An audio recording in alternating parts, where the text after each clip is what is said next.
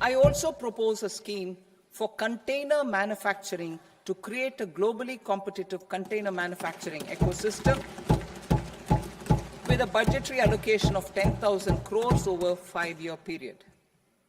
For the labor-intensive textile sector, I propose an integrated program with 5 subparts. 1.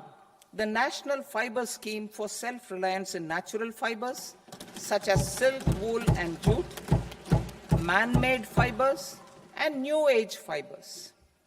Textile expansion and employment scheme to modernize traditional clusters with capital support for machinery, technology upgradation, and common testing and certification centers.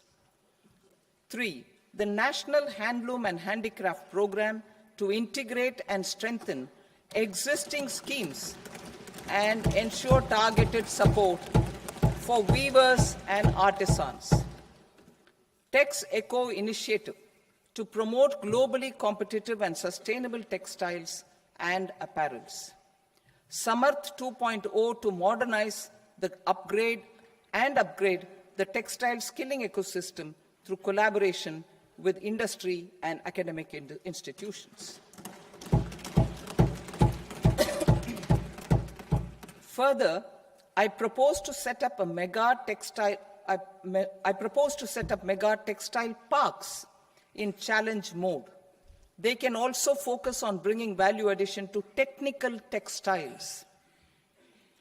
I propose to launch the Mahatma Gandhi Gram Swaraj initiative to strengthen khadi, handloom, and handicrafts.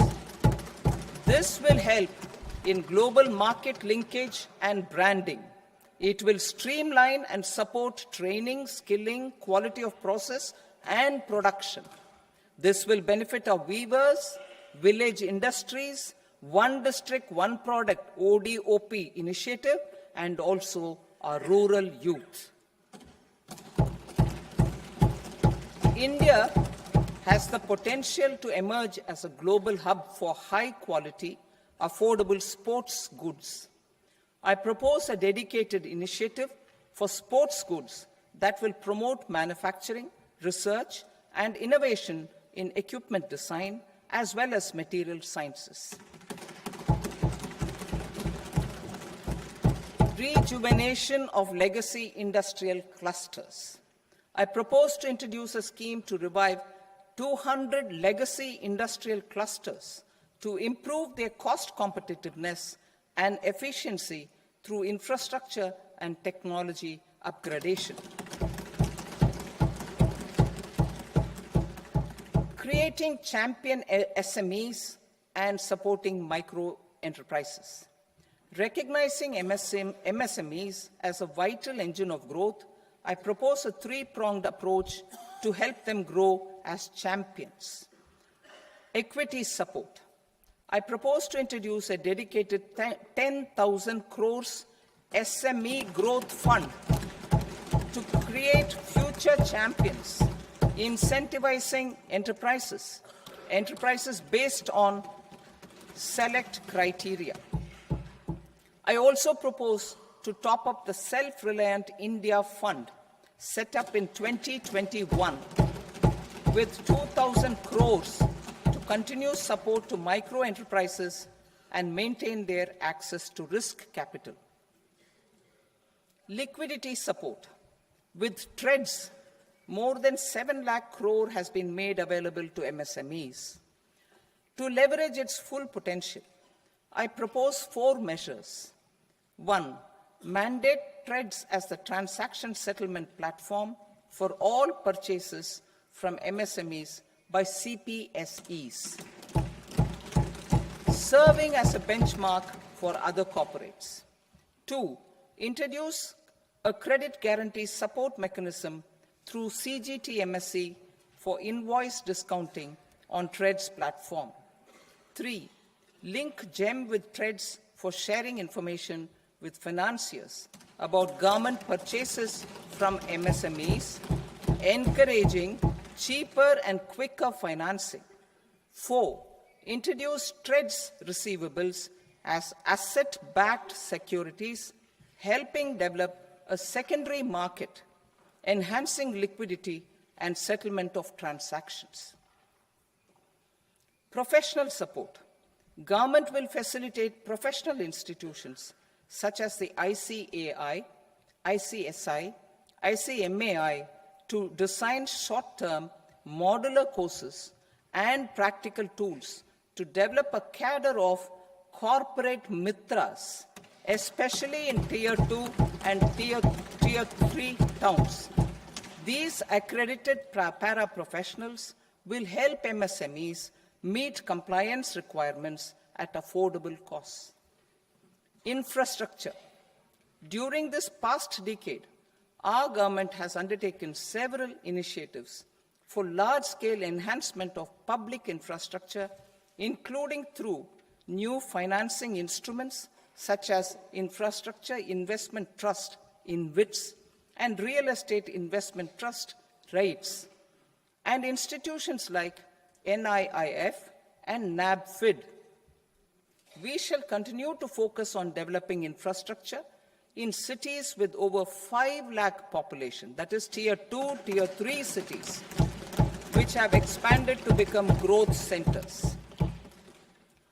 Public capital expenditure has increased manifold from 2 lakh crore in 2014-15 to an allocation of 11.2 lakh crore in BE 25-26. In this coming year, that is financial year 2026-27, I propose to increase it to 12.2 lakh crores to continue the momentum. To strengthen the confidence of private developers regarding risks during infrastructure development and construction phase, I propose to set up an infrastructure risk guarantee fund to provide prudentially calibrated partial credit guarantee to lenders. Over the years, REITs have emerged as a successful instrument for asset monetization. I propose to accelerate recycling of significant real estate assets of the CPSEs through the setting up of dedicated REITs. To promote environmentally sustainable movement of cargo, I propose to 1. Establish new dedicated freight corridors connecting Dankuni in the east to Surat in the west. Operationalize 20 new national waterways over the next 5 years,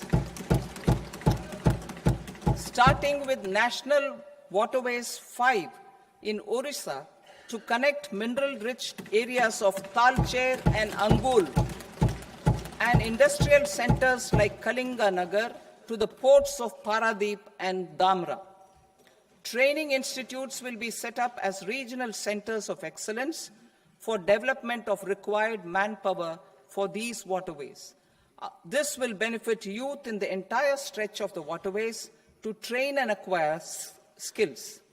Further, a ship repair ecosystem catering to inland waterways will also be set up at Varanasi and Patna.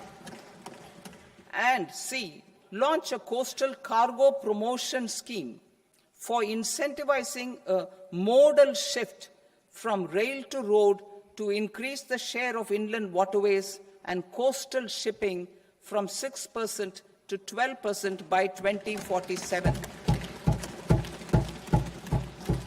To enhance last mile and remote connectivity and promote tourism, I propose to give incentives to indigenize manufacturing of seaplanes.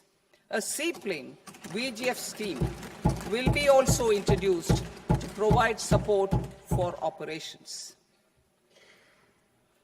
Carbon capture, utilization, and storage. Aligning with the roadmap launched in December 2025, the carbon capture,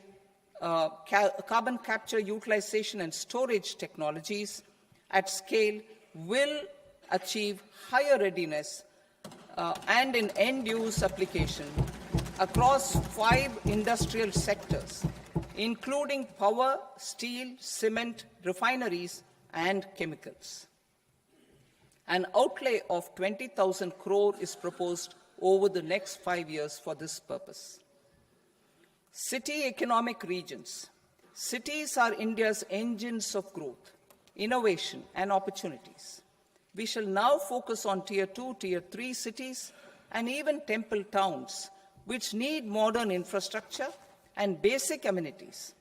This budget aims to further amplify the potential of cities to deliver the economic power of agglomerations by mapping city economic regions based on their specific growth drivers. An allocation of 5,000 crore per CER over 5 years is proposed for implementing their plans through a challenge mode with a reform-cum-result-based financing mechanism.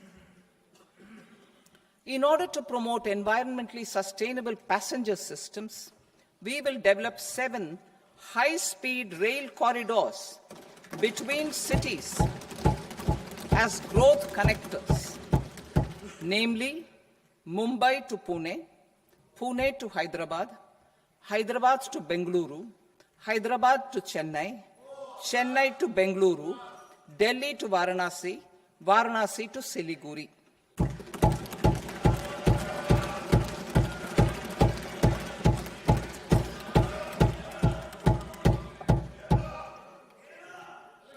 Financial sector.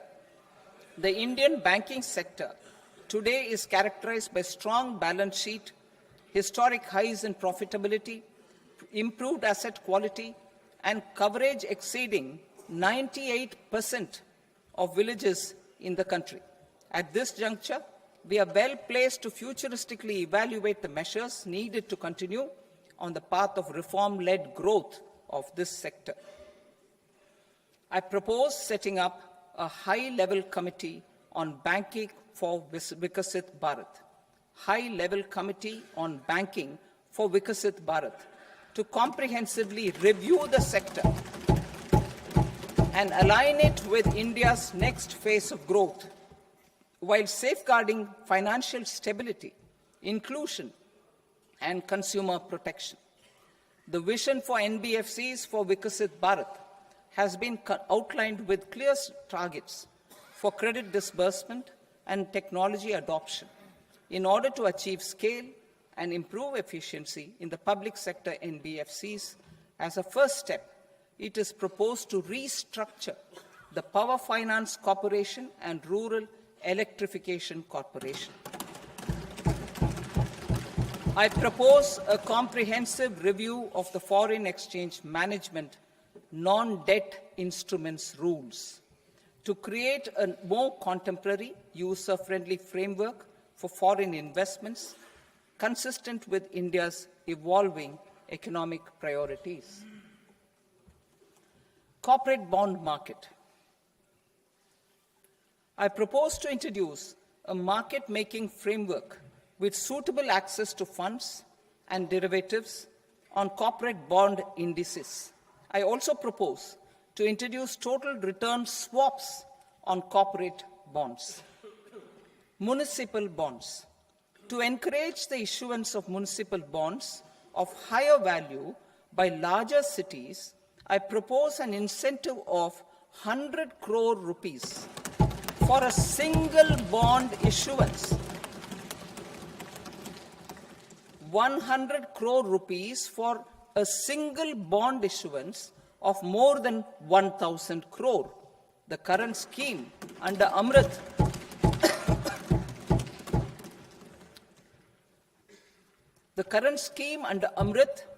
which incentivizes issuances up to 200 crores only, will also continue to support smaller and medium towns. That will also continue to support the smaller and medium towns. Ease of doing business. Individual persons resident outside India, PROI, will be permitted to invest in equity instruments of listed Indian companies through the Portfolio Investment Scheme. It is also proposed to increase the investment limit for an individual PROI under the scheme from 5% to 10% with an overall investment limit for all individual PROIs to 24% from the current 10%. Emerging technologies including AI. 21st century is technology-driven. Adoption of technology is for the benefit of all people. Farmers in the field, women in STEM, youth keen to upskill, and Divyangjan to access newer opportunities.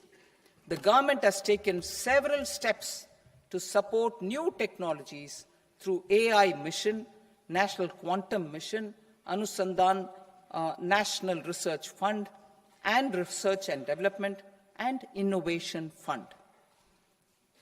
Our second kartavya is to fulfill aspirations and build capacities.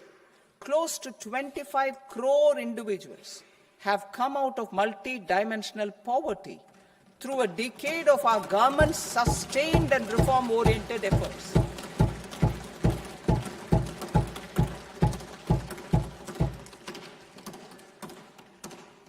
Our government has therefore decided to place a renewed emphasis on the service sector to provide a pathway to fulfilling aspirations of a youthful India with the following measures. I propose to set up a high-powered education to employment and enterprises standing committee to recommend measures that focus on services sector as a core driver of Viksit Bharat. This will make us a global leader in services with a 10% global share by 2047. The committee will prioritize areas to optimize the potential for growth, employment, and exports. They will also assess the impact of emerging technologies, including AI, on jobs and skill requirements and propose measures thereof. To create a range of skilled career pathways, a new range of skilled career pathways for our youth, I propose interventions in the following sectors. Health. Existing institutions for allied health professionals will be upgraded and new AHP institutions established in private and government sectors. This will cover 10 selected disciplines, including optometry, radiology, anesthesia, OT technology, applied psychology, and behavioral health, and add 1 lakh AHPs over the next 5 years. A strong care system covering geriatric and allied care services will be built.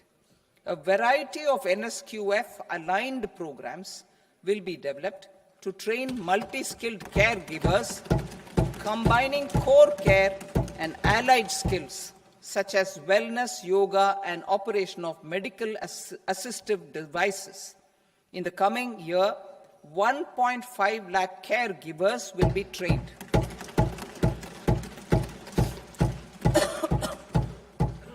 Hubs for medical value tourism. To promote India as a hub for medical tourism services, I propose to launch a scheme to support states in establishing 5 regional medical hubs in partnership with the private sector. These hubs will serve as integrated healthcare complexes that combine medical, educational, and research facilities. They will have Ayush centers, medical value tourism facilitation centers, and infrastructure for diagnostics, post-care, and rehabilitation. These hubs will provide diverse opportunities, job opportunities, for health professionals, including doctors and AHPs. Ancient Indian yoga, already respected in several parts of the world, was given a mass global recognition when Honorable Prime Minister took it to the UN. Post-COVID, Ayurveda gained a similar global acceptance and recognition. Exporting quality Ayurveda products helps farmers who grow the herbs and youth who process the products. To meet growing global demand, a few more steps are being taken. I propose to, 1, set up 3 new All India Institutes of Ayurveda. 2, upgrade Ayush pharmacies and drug testing labs for higher standards of certification ecosystem and make available more skilled personnel. 3, upgrade the WHO Global Traditional Medicine Center in Jamnagar to bolster evidence-based research, training, and awareness for traditional medicine. Animal husbandry. Livestock contributes to close to 16% of farm income, including of poor and marginal households. To scale up availability of veterinary professionals by more than 20,000, I propose to roll out a loan-linked capital subsidy support scheme for establishment of veterinary and para-veterinary colleges, veterinary hospitals, diagnostic laboratories, and breeding facilities in private sector. Collaboration between Indian and foreign institutions will also be facilitated. Orange economy. India's animation, visual effects, gaming and comics sector, ABGC sector, is a growing industry projected to require 2 million professionals by 2030. I propose to support the Indian Institute of Creative Technologies, Mumbai, in setting up AVGC content creator labs in 15,000 secondary schools all over the country and 500 colleges. The Indian design industry is expanding rapidly, and yet there is a shortage of Indian designers. I propose to establish, through Challenge Route, a new National Institute of Design to boost design education and development in the eastern region of India. Education. Our government will support states through Challenge Route in creating 5 university townships in the vicinity of major industrial and logistics corridors. These planned academic zones will host multiple universities, colleges, and research institutions, skill centers, and residential complexes. In higher education, STEM institutions, prolonged hours of study and laboratory work pose some challenges for girl students. Through VGF, Viability Gap Funding and capital support, 1 girls' hostel will be established in every district.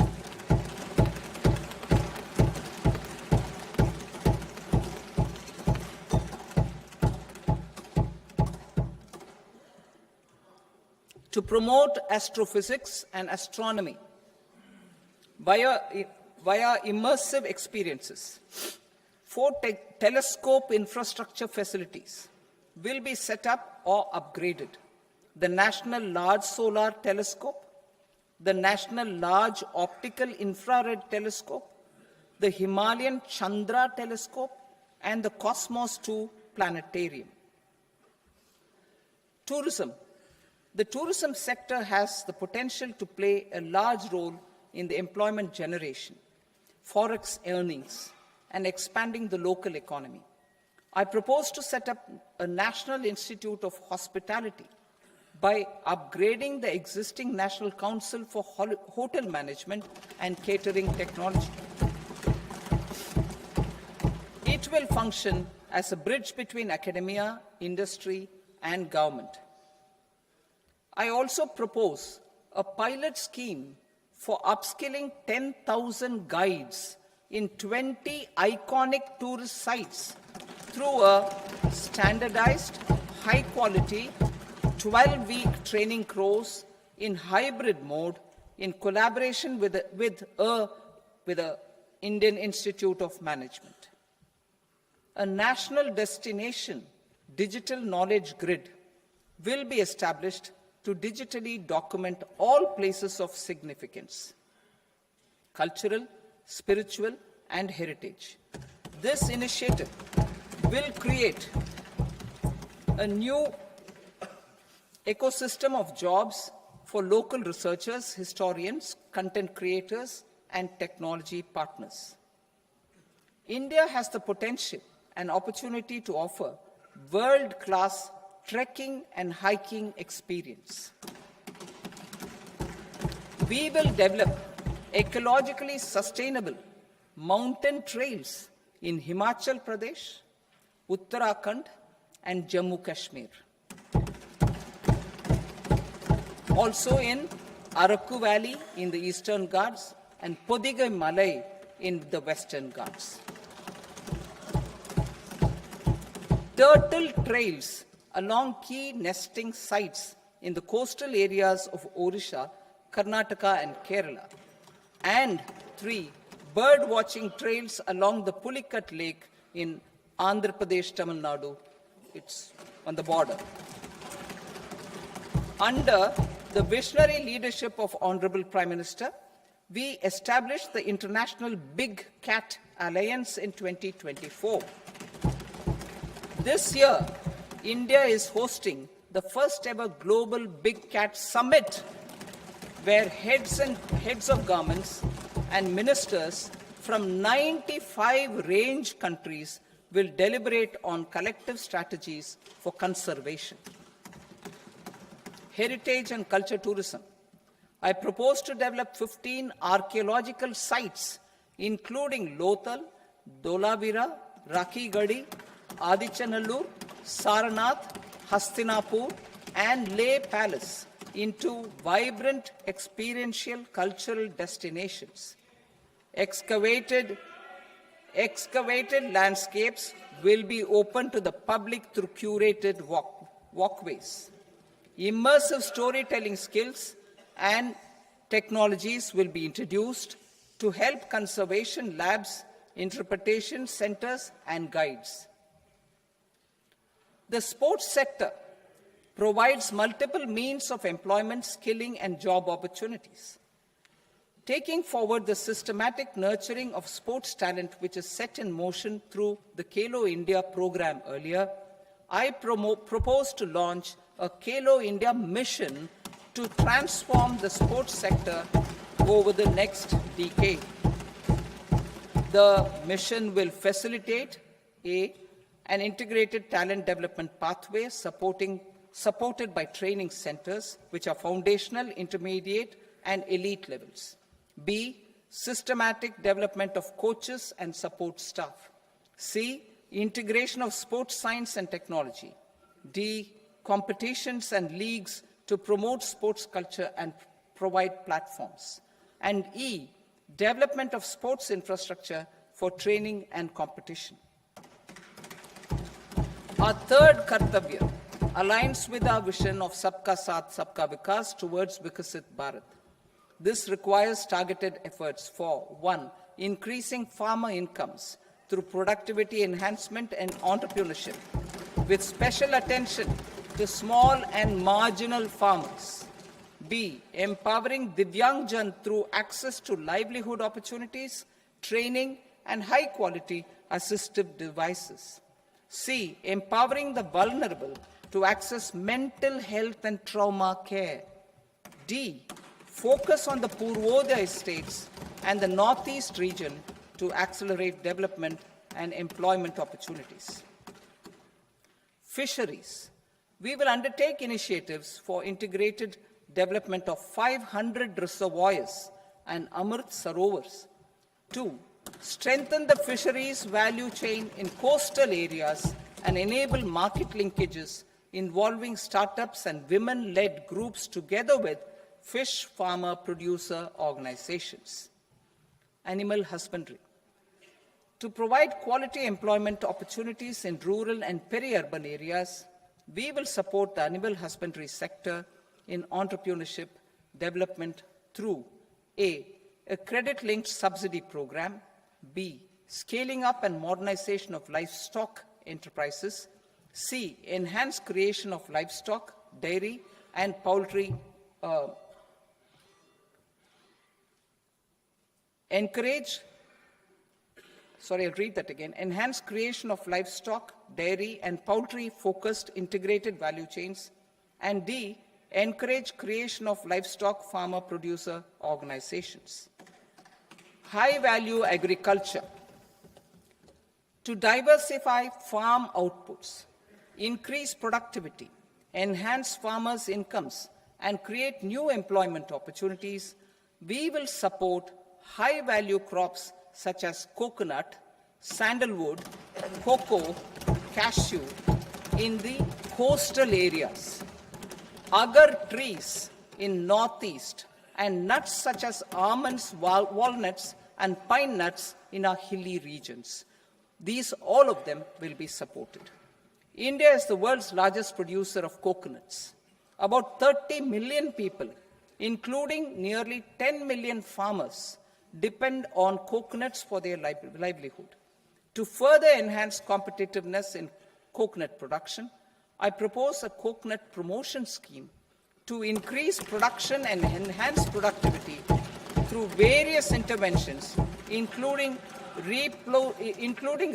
replacing and non-productive trees with new saplings or plants or varieties in major coconut growing states. A dedicated program is proposed for Indian cashew and cocoa to make India self-reliant in raw cashew and coconut production and processing, enhance export competitiveness, and transform Indian cashew and Indian cocoa into premium global brands by 2030. Sandalwood. Sandalwood is closely linked to India's social and cultural heritage. Our government will partner with state governments to promote focused cultivation and post-harvest processing to restore the glory of the Indian sandalwood ecosystem, to rejuvenate old, low-yielding orchards, and expand high-density cultivation of walnuts, almonds, and pine nuts. We will support a dedicated program to enhance farmer incomes and in bringing value addition by engaging youth. Bharat Vistar, that is virtually integrated system to access agricultural resources. I propose to launch Bharat Vistar, a multilingual AI tool that shall integrate the AgriStack portals and the ICAR package on agricultural practices with AI systems. This will enhance farm productivity, enable better decisions for farmers, and reduce risk by providing customized advisory support. She-Marts for rural women-led enterprises. Building on the success of Lakpati Didi program, I propose to help women take the next step from credit-linked livelihoods to being owners of enterprises. Self-help entrepreneur, She-Marts will be set up as community-owned retail outlets within the cluster-level federations through enhanced and innovative financing instruments. Empowering Divyangjan. Divyangjan Kaushal Yojana. Information technology, AVGC sectors, hospitality and food and beverages sectors often offer task-oriented and process-driven roles which are suitable for Divyangjan. We will ensure dignified livelihood opportunities through industry-relevant and customized training specific to each Divyangjan group. Divyang Sahara Yojana. Timely access to high-quality assistive devices for all eligible Divyangjan is a fundamental need. I propose to 1. Support the Artificial Limbs Manufacturing Corporation of India, ALIMCO, to set up and to scale up production of assistive devices, invest in R&D and AI integration, strengthen PM Divyasha Kendras, and support setting up of assistive technology marts as modern retail style centers where Divyangjan and senior citizens can see, try, and purchase assistive products. Reaffirming our commitment to mental health and trauma care. There are no national institutes for mental health care in North India. We will therefore set up a NIMHANS 2 and also upgrade national mental health institutes in Ranchi and in Tezpur as regional apex institutions. Emergencies expose families, particularly the poor and vulnerable, to unexpected expenditure.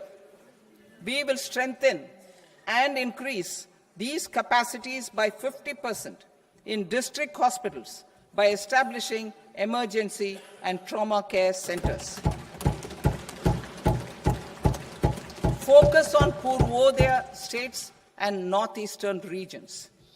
Purvodaya, I propose the development of an integrated East Coast industrial corridor with a well-connected node at Durgapur, creation of 5 tourism destinations in 5 Purvodaya states, and the provision of 4,000 e-buses. Buddhist sites in northeastern region. The northeastern region is a civilizational confluence of Theravada and Mahayana or Vajrayana traditions. I propose to launch a scheme for development of Buddhist circuits in Arunachal Pradesh, Sikkim, Assam, Manipur, Mizoram, and Tripura.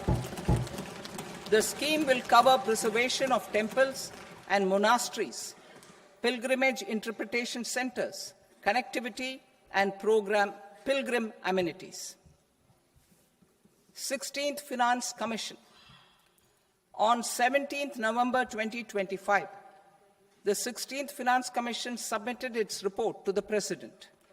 As mandated under Article 281 of the Constitution, the government is to lay the report along with the explanatory memorandum on the action taken report on the recommendations of the Commission in Parliament, which, Sir, Honourable Speaker, you have allowed me to do at the commencement of this session. The government has accepted the recommendation of the Commission to retain the vertical share of devolution at 41%. As recommended by the Commission, I have provided 1.4 lakh crores of rupees to the states for the year 2026-2027 as Finance Commission grants. These include rural and urban local body and disaster management grants. Fiscal consolidation. Government has been delivering on our fiscal commitments consistently without compromising on social needs. To strive towards accepted standards of fiscal management in Budget 25-26, I had indicated that the central government would target reaching a debt-to-GDP ratio of 50 plus or minus 1% by 2030-31. In line with this, the debt-to-GDP ratio is estimated to be 55.6% of GDP in BE 26-27, compared to 56.1% of GDP in RE 25-26. A declining debt-to-GDP ratio will gradually free up resources for priority sector lending and expenditure by reducing the outgo on interest payments. One of the main operational instruments for debt targeting is the fiscal deficit. I am happy to inform this august House that I have fulfilled my commitment made in 2021-2022 to reduce fiscal deficit below 4.5% of GDP by 25-26. In RE 25-26, the fiscal deficit has been estimated at par with BE of 2025-26 at 4.4% of GDP. In line with the new fiscal prudence path of debt consolidation, the fiscal deficit in BE 26-27 is estimated to be 4.3% of the GDP.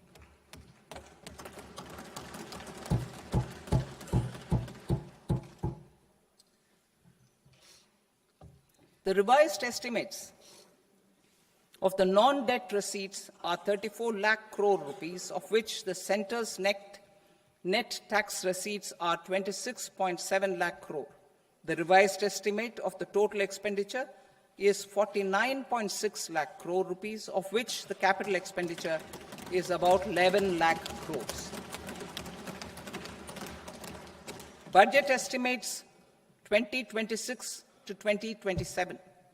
Coming to 26-27, the non-debt receipts and the total expenditure are estimated as 36.5 lakh crore and 53.5 lakh crore respectively.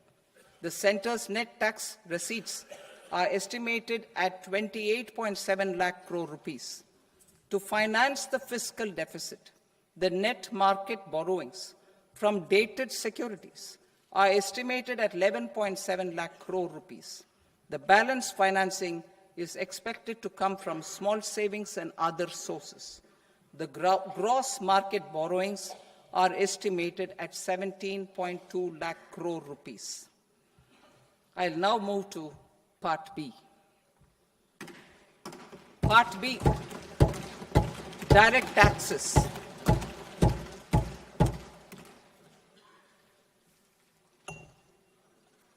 Honorable Speaker, sir, I now present my proposals on direct taxes. New Income Tax Act. In July 2024, I announced a comprehensive review of the Income Tax Act 1961. This was completed in a record time, and the Income Tax Act 2025 will come into effect from 1st April 2026. The simplified income tax rules and forms will be notified shortly, giving adequate time to taxpayers to acquaint themselves with its requirements. The forms have been redesigned such that ordinary citizens can comply without difficulty. Ease of living. I propose that any interest awarded by the Motor Accident Claims Tribunal to a natural person will be exempt from income tax, and any TDS on this account will be done away with. I propose to reduce TCS rate on the sale of overseas tour program package from the current 5% and 20% to 2% without any stipulation of amount. I propose to reduce TCS rate for pursuing education and for medical purposes under the Liberalized Remittance Scheme, popularly known as LRS, from 5% to 2%. Supply of manpower services is proposed to be specifically brought within the ambit of payment to contractors for the purpose of TDS to avoid ambiguity. Thus, TDS on these services will be at the rate of either 1% or 2% only. I propose a scheme for small taxpayers, wherein a rule-based automated process will enable obtaining a lower or nil deduction certificate instead of filing an application with the assessing officer. For the ease of taxpayer holding securities in multiple companies, I propose to enable depositories to accept Form 15G or Form 15H from the investor and provide it directly to various relevant companies. I propose to extend time available for revising returns from 31st December to up to 31st March with the payment of a nominal fee. I also propose to stagger the timeline for filing of tax returns. Individuals with ITR 1 and ITR 2 returns will continue to file till 31st July, and non-audit business cases or trusts are proposed to be allowed time till 31st August. TDS on sale of immovable property by a non-resident is proposed to be deducted and deposited through resident buyers and his or her PAN-based challan instead of requiring a TAN, which is a temporary accounting number. To address practical issues of small taxpayers like students, young professionals, tech employees, relocated NRIs, and such others, I propose to introduce a one-time 6-month foreign asset disclosure scheme for these taxpayers to disclose income or assets below a certain size. This scheme would be applicable for two categories of taxpayers, namely, A, who did not disclose their overseas income or assets, and B, who disclosed their overseas income and or paid due tax but could not declare the asset acquired. For category A, the limit of undisclosed income or asset is proposed to be up to 1 crore rupees. They need to pay 30% of fair market value of asset or 30% of undisclosed income as tax and 30% as additional income tax in lieu of penalty, and would thereby get immunity from prosecution. For category B, asset value is proposed to be up to 5 crore rupees. Here, immunity from both penalty and prosecution will be available with a payment of fee of 1 lakh rupees. Rationalizing penalty and prosecution.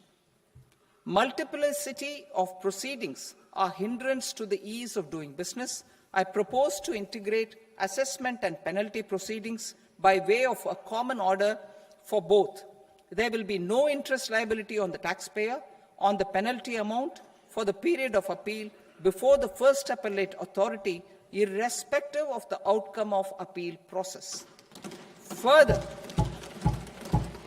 quantum of prepayment is being reduced from 20% to 10% and will continue to be calculated only on core tax demand.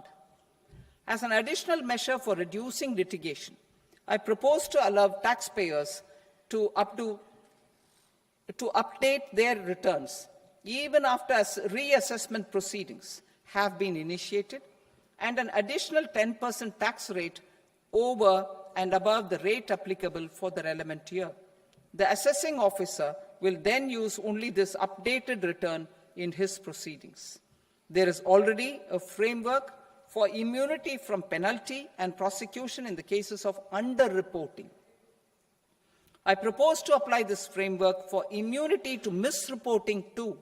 However, in such a case, the taxpayer will need to pay 100% of the tax amount as an additional income tax over and above the tax and interest due.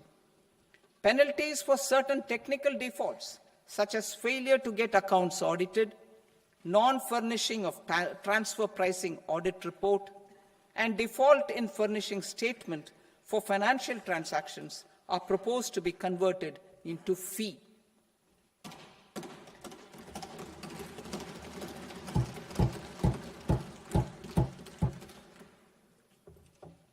I propose to rationalize prosecution framework under Income Tax Act while maintaining a careful balance for deterrence in some serious offence.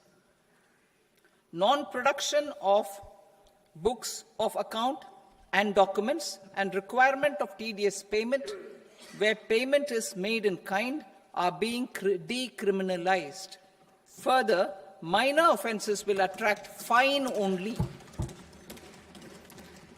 The remaining prosecutions will be graded commensurate with the quantum of offence. They will entail only simple imprisonment with maximum imprisonment reduced to 2 years and power to courts to convert even those into fines. There is no penalty. There is no penalty presently for non-disclosure of non-immovable foreign assets with aggregate value less than 20 lakh rupees. I propose to also provide them with immunity from prosecution with retrospective effect from 1/10/2024.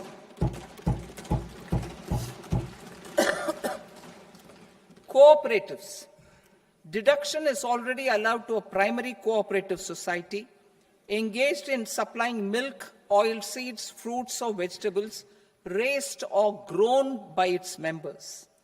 I propose to extend this deduction to also include supply of cattle feed and cotton seed produced by its members.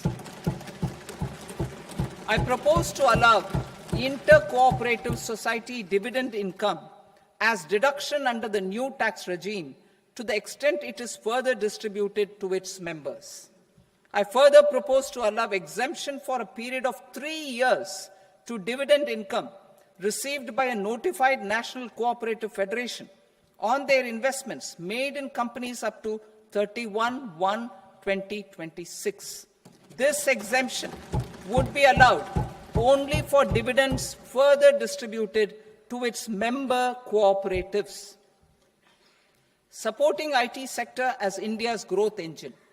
India is a global leader in software development services, IT-enabled services, knowledge process outsourcing services, and contract R&D services relating to software development. These businesses and their segments are quite interconnected with each other. All these services are proposed to be clubbed under a single category of information technology services with a common safe harbor margin of 15.5% applicable to all. The threshold for availing safe harbor for IT services is being enhanced substantially from 300 crore rupees to 2,000 crore rupees. Safe harbor for IT services shall be approved by an automated rule-driven process without any need for tax officer to examine and accept the application. Once applied by an IT services company, the same safe harbor can be continued for a period of 5 years at a stretch at its choice. For IT services companies who want to conclude advanced pricing agreement, APA, I propose to fast-track unilateral APA process for IT services and endeavor to conclude it within a period of 2 years. The period of 2 years can be extended by a further period of 6 months on taxpayers' request. I propose to extend the facility of modified returns available to the entity entering APA to its associated entities also. Attracting global business and investment. Recognizing the need to enable critical infrastructure and boost investment in data centers, I propose to provide tax holiday till 2047 to any foreign company that provides cloud services to customers globally by using data center services from India. It will, however, need to provide services to Indian customers through an Indian reseller entity. I also propose to provide a safe harbor of 15% on cost in case the company providing data center services from India is a related entity. To harness the efficiency of just-in-time logistics for electronic manufacturing, I propose to provide safe harbor to non-residents for component warehousing in a bonded warehouse at a profit margin of 2% of the invoice value. The resultant tax of about 0.7% will be much lower than in competing jurisdictions. To provide fillip to toll manufacturing in India, I propose to provide exemption from income tax for 5 years to any non-resident who provides capital goods, equipment, or tooling to any toll manufacturer in a bonded zone. To encourage vast pool of global talent to work in India for a longer period of time, I propose to provide exemption to global, non-India sourced income of a non-resident expert for a stay period of 5 years under notified schemes. I propose to provide exemption from minimum alternate tax, the MAT, to all non-residents who pay tax on presumptive basis. Tax administration. I propose to constitute a joint committee of Ministry of Corporate Affairs and Central Board of Direct Taxes for incorporating the requirements of income computation and disclosure standards, the ICDS, in the Indian Accounting Standards, IND AS itself. Separate accounting requirement based on ICDS will be done away with from the tax year 27-28. To support Prime Minister Modi's vision of homegrown accounting and advisory firms to become global leaders, I propose to rationalize the definition of accountant for the purposes of safe harbor rules. Other tax proposals. Change in taxation of buyback was brought in to address the improper use of buyback route by promoters. In the interest of minority shareholders, I propose to tax buyback for all types of shareholders as capital gains.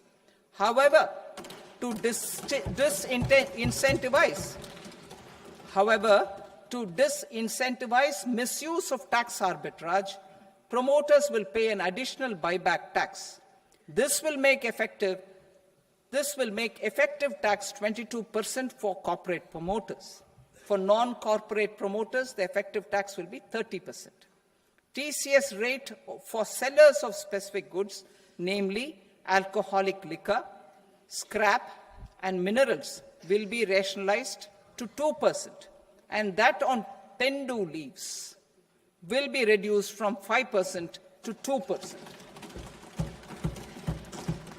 I propose to raise the STT on futures to 0.05% from the present 0.02%.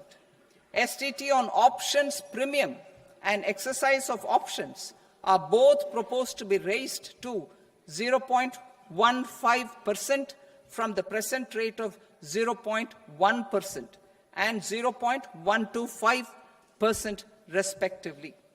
We reformed the taxation landscape for corporates in 2019 by providing them a simplified regime with lower tax rate so that they could productively focus on business rather than on claim of deductions and exemptions.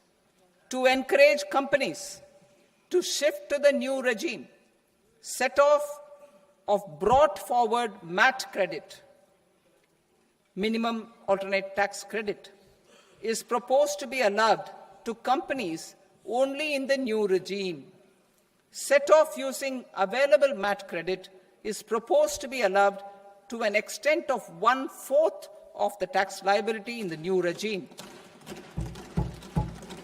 MAT is proposed to be made final tax, so there will be no further credit accumulation from 1st April 2026.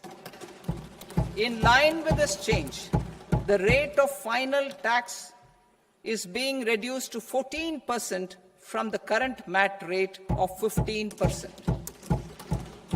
The brought forward MAT credit of taxpayers accumulated till 30th March 2026 will continue to be available to them for set-off as above. Indirect taxes. I shall now take up proposals related to indirect taxes.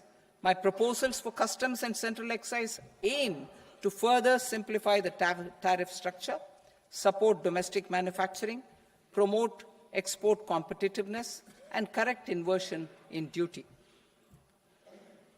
To continue weeding out long-continuing customs duty exemptions, I propose to remove certain exemptions on items which are being manufactured in India or where the imports are negligible.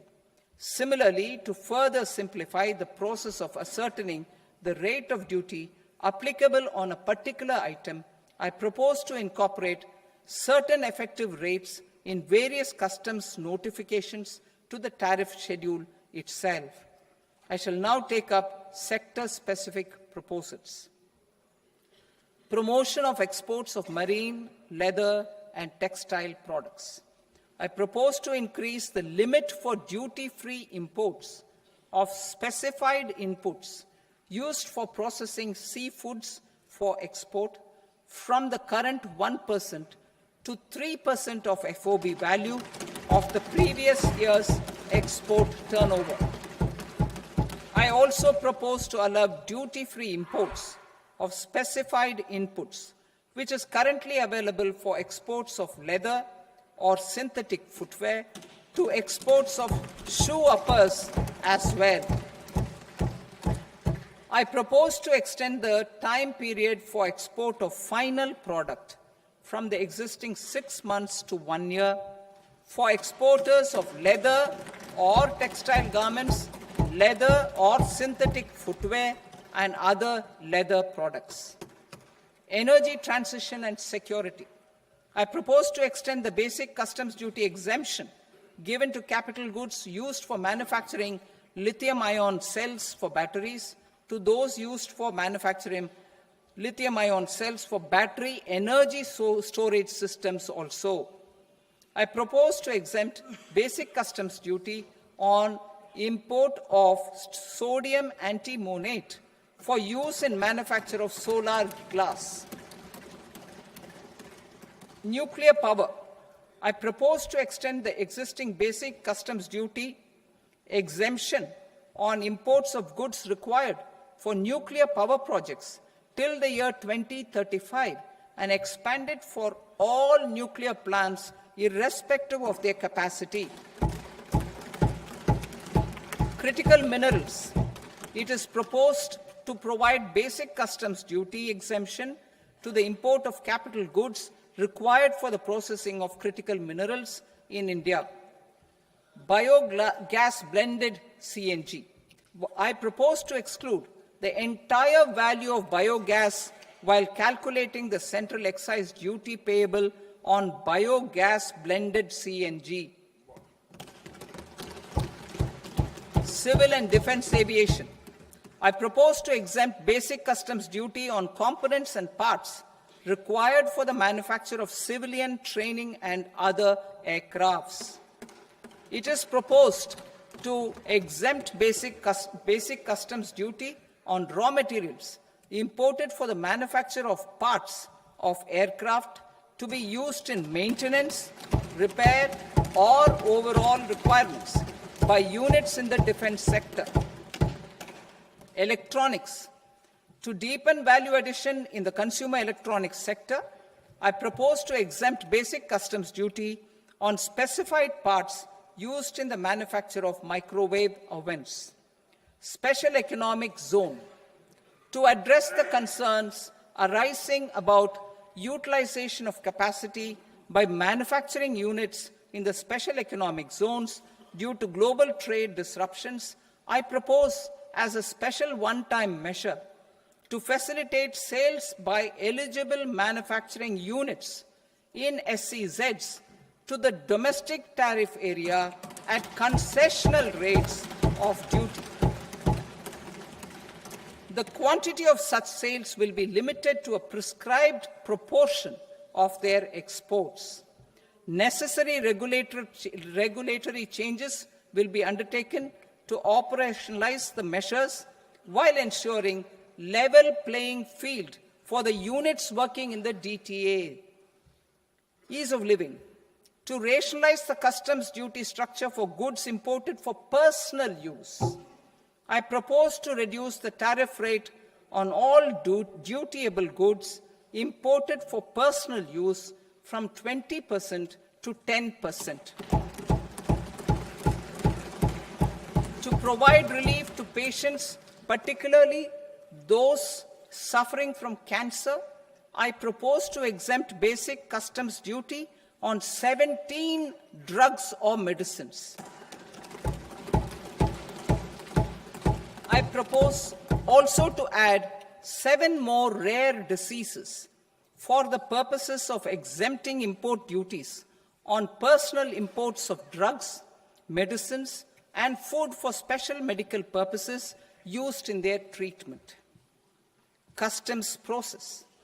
India's role and share in the global trade is poised for a major leap in line with our ambition and journey towards Vikasit Bharat.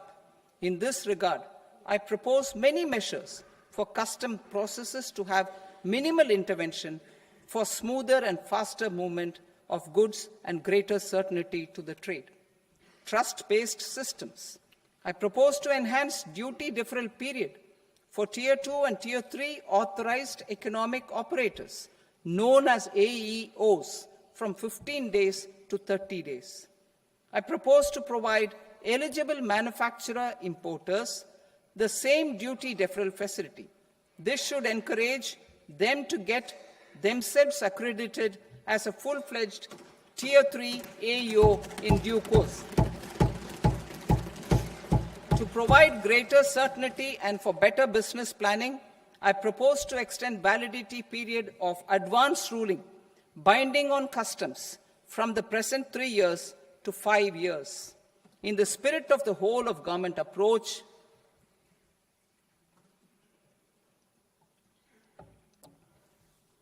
government agencies will be encouraged to leverage AEO accreditation for preferential treatment in clearing their cargo.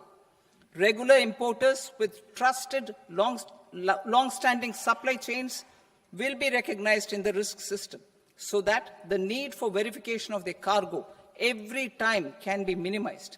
Export cargo using electronic sealing. Export cargo using electronic sealing will be provided through clearance from the factory premises to the ship. For import of goods not needing any compliance, filing of bill of entry by a trusted importer and arrival of goods will automatically notify customs for completing their clearance formalities. This will enable goods to be released immediately on arrival. The customs warehouse framework will be transformed into a warehouse operator-centric system with a self-declarations, electronic tracking, and risk-based audit. These reforms will move away from the current system of officer-dependent approvals and reduce transaction delays and compliance costs. Ease of doing business. Approvals required for cargo clearance from various government agencies will be seamlessly processed through a single and interconnected digital window by the end of the financial year. Processes involved in clearance of food, drugs, plant, and animal and wildlife products, accounting for about 70% of interdicted cargo, will be operationalized on this system by April 2026 itself.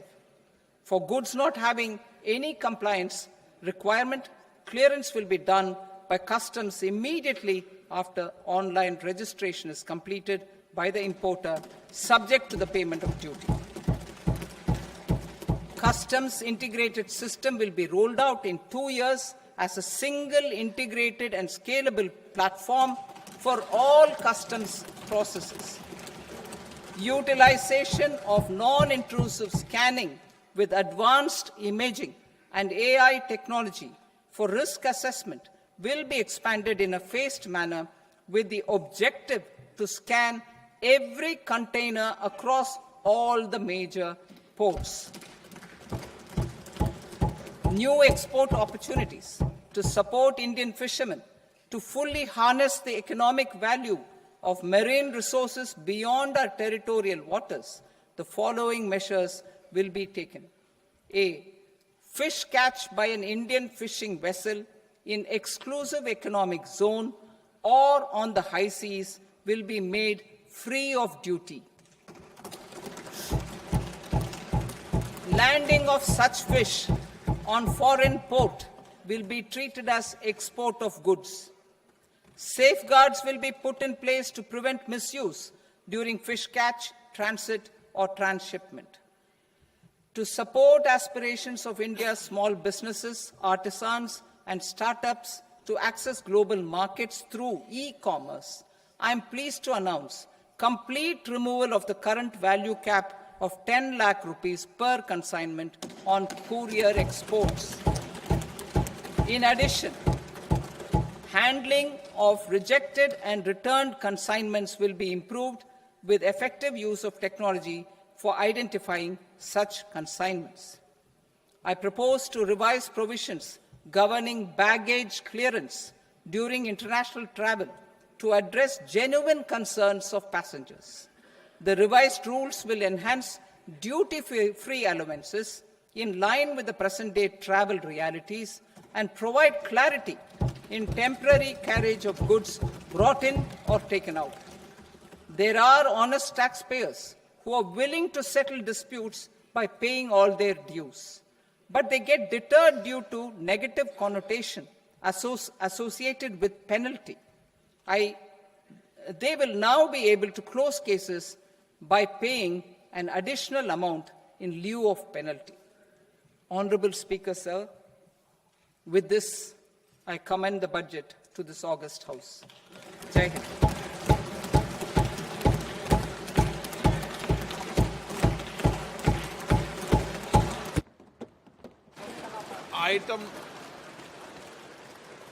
Item number 3 माननीय वित्त मंत्री जी. Honorable Finance Minister. Item number 2, sir. 3. Sir, with your permission, I rise to lay on the table of the following statements under Section 3, 1 of the Fiscal Responsibility and Budget Management Act of 2003, medium-term fiscal policy cum fiscal policy strategy statement, and macroeconomic framework statement.